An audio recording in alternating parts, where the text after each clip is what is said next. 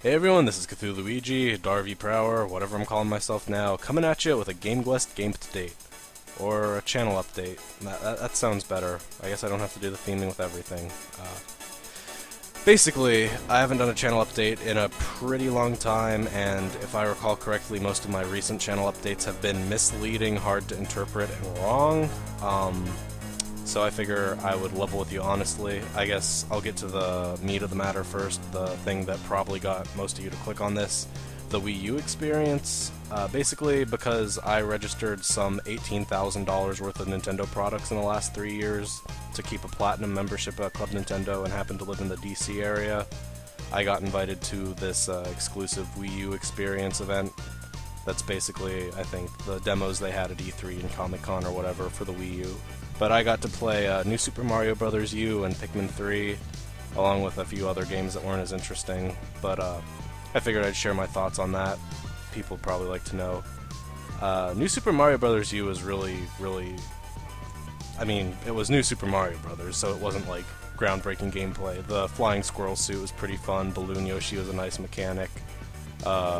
Both of them seemed a little better thought out than the power-ups in New Super Mario Bros. Wii. But the thing that really hit me with that was the graphics. Like, you can see on paper all you want, Wii U's gonna have better graphics than the PS3. Yeah, sure, because it's next-gen, why wouldn't it?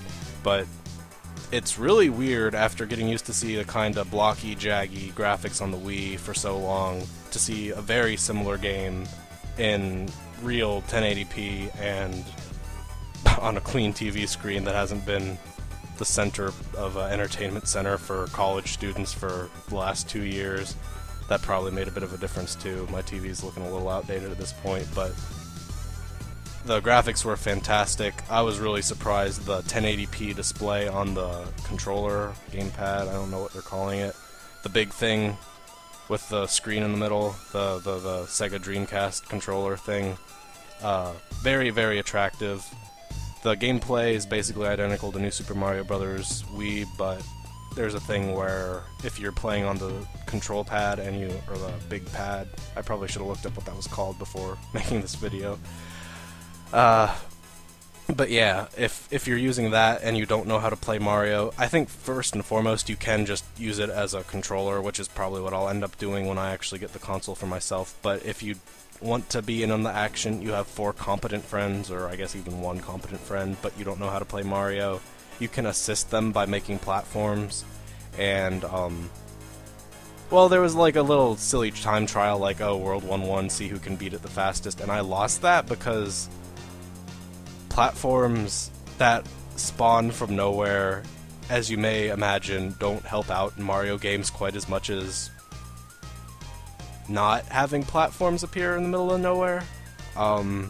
Still a fun mechanic for casual players, and I think that'll definitely lend to it being a good party game, but I was really impressed by the touch recognition of the touchscreen on the thing that I still don't know the name for, and again, seeing it in 1080p was really kind of astounding to me, because as a Nintendo fan, I'm sort of used to, like, being a shaky housewife on the whole graphics thing, like, yeah, gameplay over graphics, I wish I had another dimension. But no, it looks fantastic. And Pikmin 3, honestly nothing groundbreaking there either. That was the first time I'd actually played the Pikmin series with the Wii motion controls, so I'm assuming most of that was derivative from the GameCube version, but if they haven't made it an obvious marketing point or anything, the Wii U, Wii remotes all come with the Wii Motion Plus, like, embedded into them as one unit, which is nice because the Motion Plus was a little bit awkward on its own, in my opinion. Actually, I don't think they had the weird condoms on the remotes at the event, which was sort of neat. They did make a big stink about keeping a wrist strap on, but I can understand that, because they had kids of all ages there and wouldn't want to break their fancy, shiny TVs. Or rather have publicity to say, like, oh yeah, we're telling them it's okay to play without the wrist strap. But okay, yeah, people actually care about Pikmin 3. The level I played was just a quick little challenge level, akin to challenge mode, and it was like a 10-minute time limit, I think it was 7 minutes actually, to go through this little predetermined course and get as much gold as possible.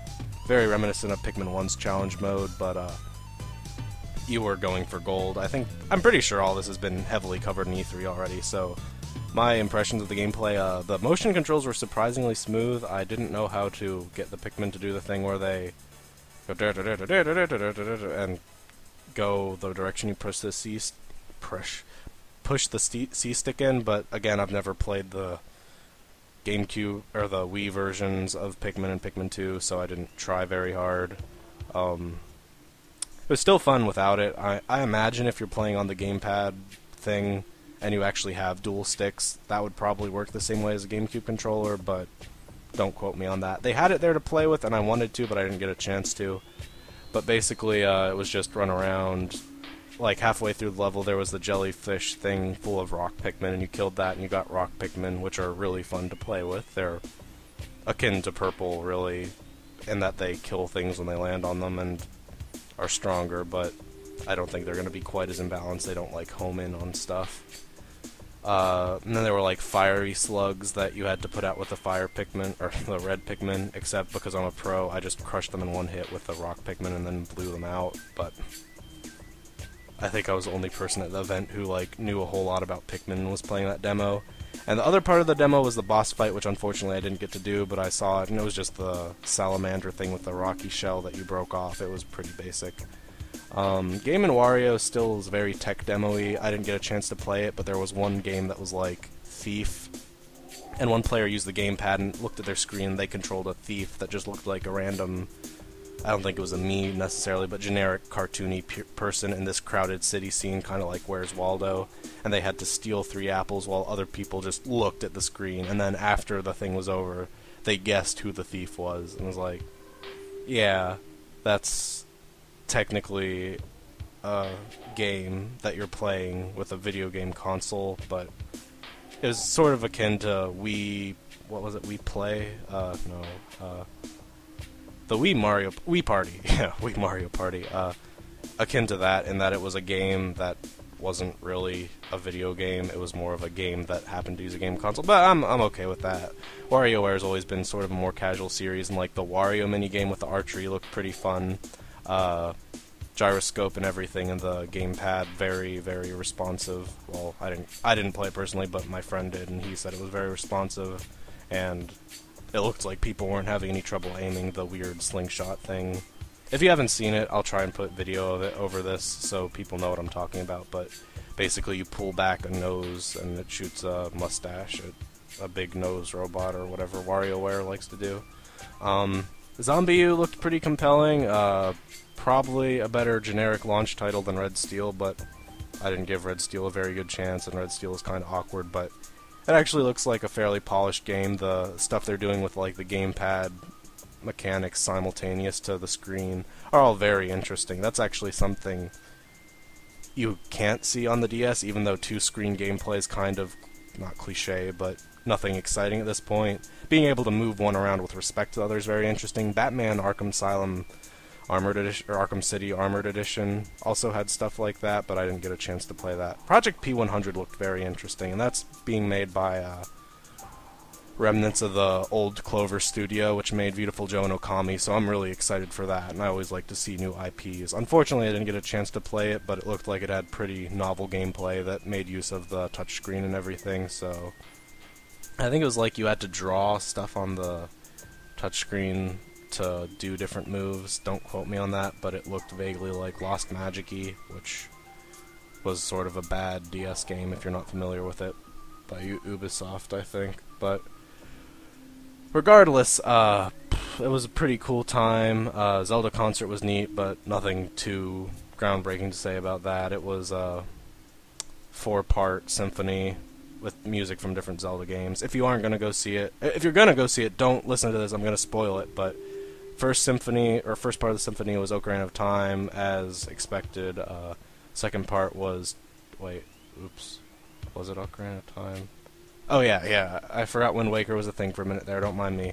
It was Ocarina of Time was the first part, Wind Waker was the second part, Twilight Princess was the third part, and then they were like joking like they were gonna, or not joking, but they were hinting at Skyward Sword being the fourth part, and then it ended up being Link to the Past, which was really cool for all the weird nerd people who didn't beat Skyward Sword like me.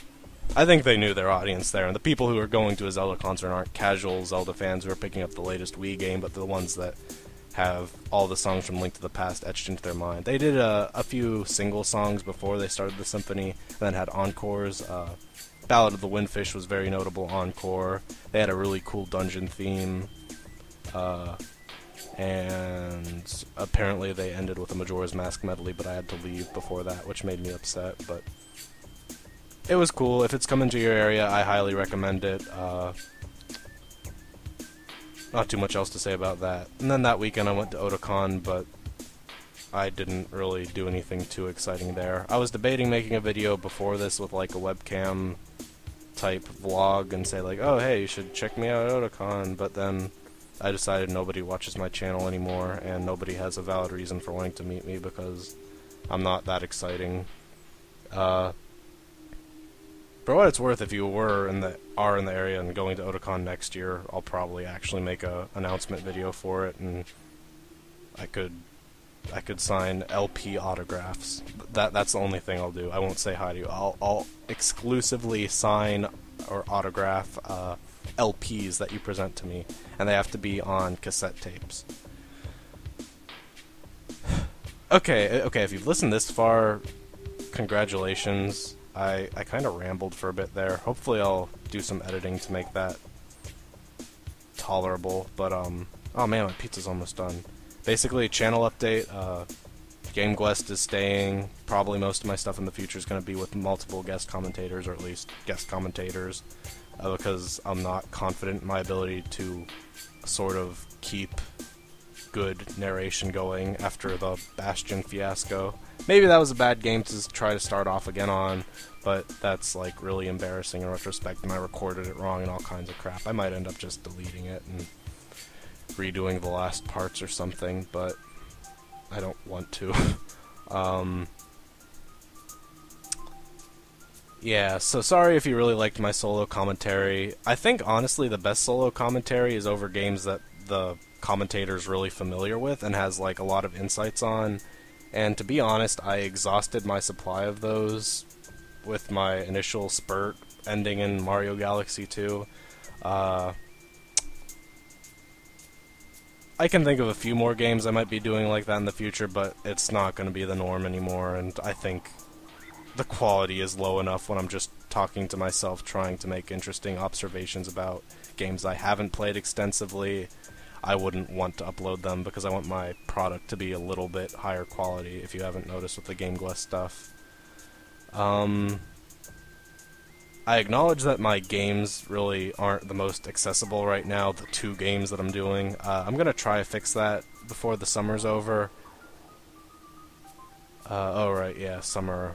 Basically the reason I stopped LPing was because I got to college and time is hard, but I've kind of found that that was a really nice, relaxing hobby for me, so I'd like to continue it. It's just, I'm going to have to specifically make time for it. I expect to be doing New Super Mario Bros. U and Pikmin 3, definitely Pikmin 3 whenever it comes out because I promised, but I hope to be getting pretty early Wii U videos out as soon as a console releases, and maybe someday I might get a higher quality capture device, but